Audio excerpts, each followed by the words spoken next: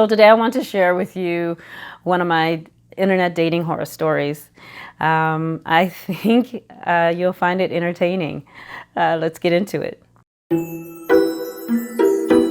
Been internet dating on and off for about 30 years. So I was internet dating back when like AOL and Yahoo Personals was like a thing, and even Craigslist wasn't so sleazy and hookery.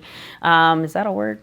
I'm gonna use it. Back when I first started internet dating. So anyway, I meet this guy online, and this is before text message. So this is how old this story is, or this is how long ago this was. So this is before text message. We met on one of those dating sites. I don't remember if it was Yahoo Personals or AOL, but you had to exchange email addresses to really be able to communicate with one another. So we exchanged email addresses, and then exchanged a few emails, and then eventually spoke on the phone and decided that we would go out on a date. So he picked the place, or actually I think I picked the place, and we had dinner, and the dinner was fine. It was nice. I was actually just kind of looking for like a summer buddy, like somebody to hang out during the summer. California, there's a lot of things to do during the summer. He seemed like cool. He said that he was a chef, and he also was like an assistant football coach at UCLA. He lived in this house that some of the football team lived in. So like it was like his house, and then he was like renting out some rooms in the house to the football team. And so we met, we laughed, good times, whatever. Date ended, and before it ended, we agreed that we would get together again. In the meantime, we were speaking on the phone here and there. And when it came to meeting for our second date, crickets, nothing, not a word, not an email, didn't return my calls. And, the day before we were all good to go, all excited. And then the day came and nothing. So I just, kind of shucked it up to, another flake, another online dating flake. So fast forward like maybe 3-4 days, I get a call from someone, and I don't recognize the number, so I let it go to voicemail, and it's this woman saying that I'm dating her husband. And I'm like, well, shoot, I'm actually talking to a few guys, that's what internet dating, right? So I actually call her back, and I'm just like, well, which one's your husband? And let's call him Andre, because I don't remember his name, but she's like, Andre is my husband. She says, I see that you two were making plans to go out. Did you guys actually go out? And I was just like, yeah, as a matter of fact, we did. We went to dinner. And then she goes, was he driving like a white car when he met you? And I'm just like, yeah, actually, he was. She goes, well, that was my car. And she goes, did he pay for dinner? I'm like, yeah, he paid for dinner. Well, he paid with my money. Oops. I said, well, I didn't know. So she said the way she found out about us is that he was driving her car in San Diego. And mind you, we live in Los Angeles. So San Diego's about a 2.5-hour drive away. And he got pulled over by the police, and they arrested him for the possession of drugs. What? Yes. And so she had to go down to San Diego to get her car out of the impound.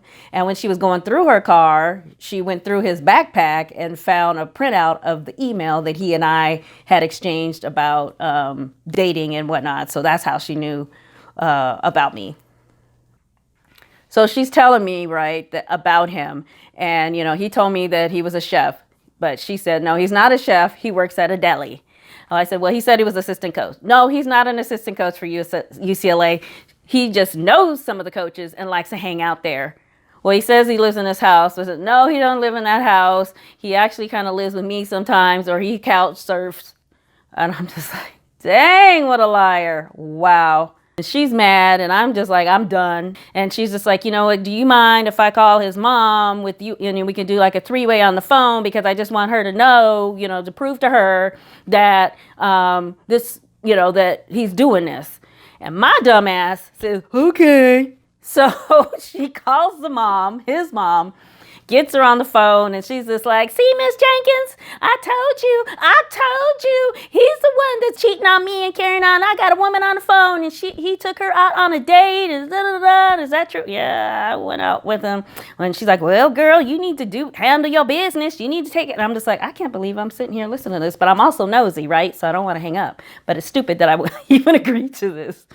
So she gets off the phone with the mom, and I'm still on the line because my ass is nosy.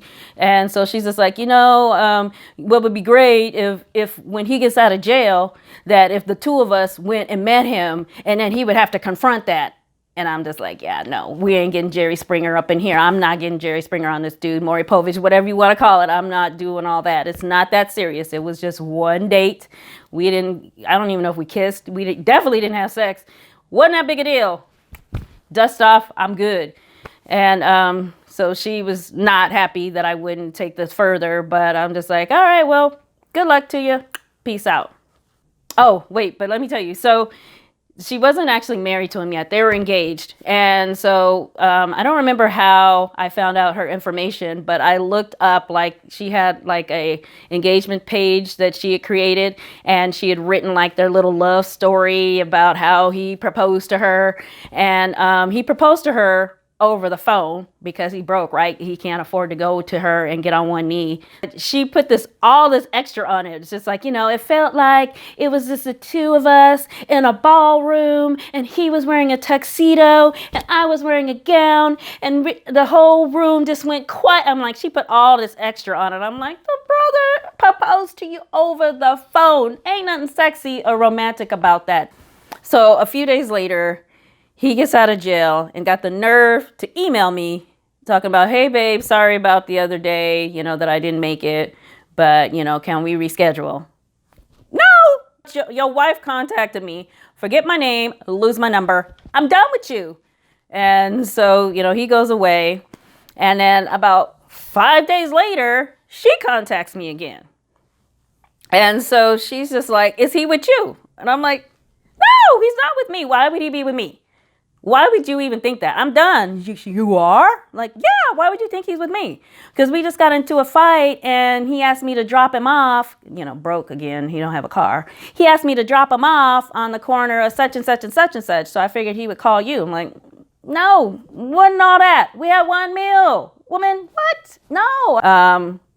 So she I think she gets into what they were fighting about or whatever. And I'm just like, why are you with this dude? Let him go. I know, but I love him. I know I need to let him go, but, and I will, because, I did postpone the wedding and call it off and all that, but, I'm going to see if I can work it out and blah, blah, blah. And I was like, okay, do you, boo, but I'm done with him. Like 5 days later, she calls me again. Is he with you? No. Hell to the no. He's not with me. Why do you think he's with me this time? Because we got into a fight and he stormed out, and I just figured maybe he called you for a ride. I'm like, no. But if it's this much drama, seriously, you really need to think about your choices and why you're with this dude. She goes, I know, but I'm pregnant. I'm like, done with you. So, she stopped contacting me after that. Like 5-6 years later, I'm like online, some site, I don't remember which one. And this brother hits me up like, hello, gorgeous. And so I'm looking at his profile and like, dang, that dude looks familiar. And I'm just like, did you used to work at a deli and like hang out like at UCLA football team? He's like, yeah, that's me.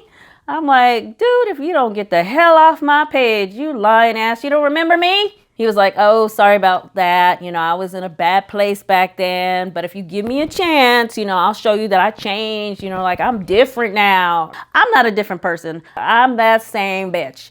Get off my internet. That's my story. Thanks for listening. If you'd like to hear more of my dating horror stories, let me know in the comments. Meantime, like and subscribe, and I will see you next time.